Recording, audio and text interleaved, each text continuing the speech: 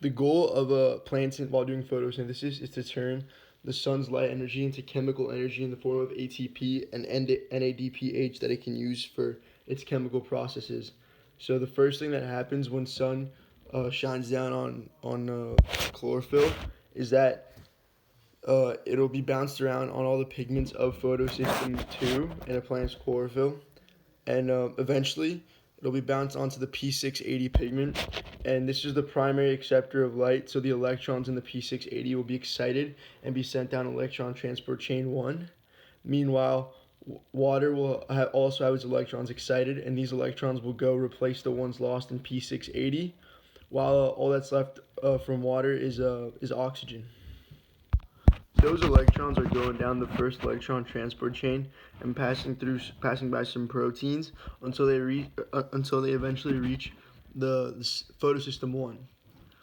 Again, like it's bounced around on those pigments until it reaches P700, where it again gets excited by this light and sends 2 electrons uh, up into photosystem 2. Sorry, it sends 2 electrons up into electron transport 2. And then those electrons that came from photosystem 2 will replace the electrons lost in P700 of photosystem 1.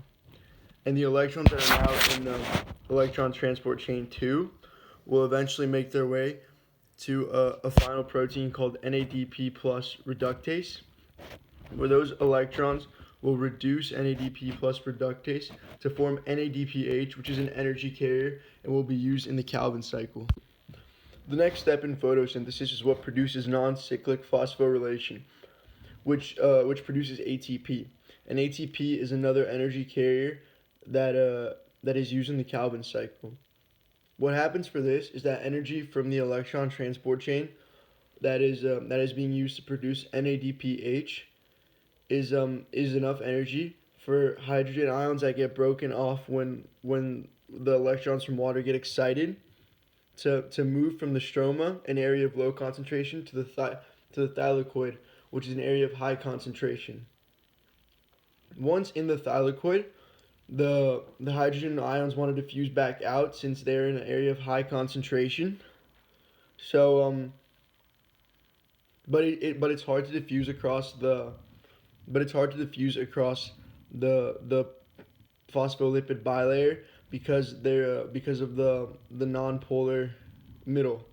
So they need to go through the enzyme ATP synthase, which and once they do so, the ATP synthase molecule rotates, and there's enough energy provided for a phosphate group to be added to ADP, which yields ATP.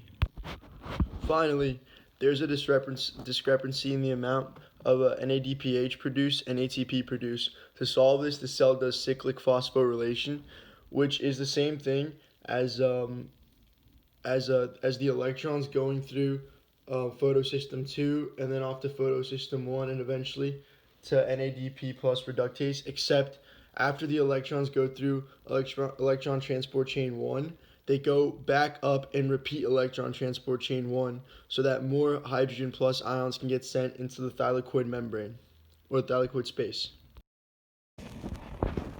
The electrons that repeat the first electron transport chain can be seen as the blue clay in the model.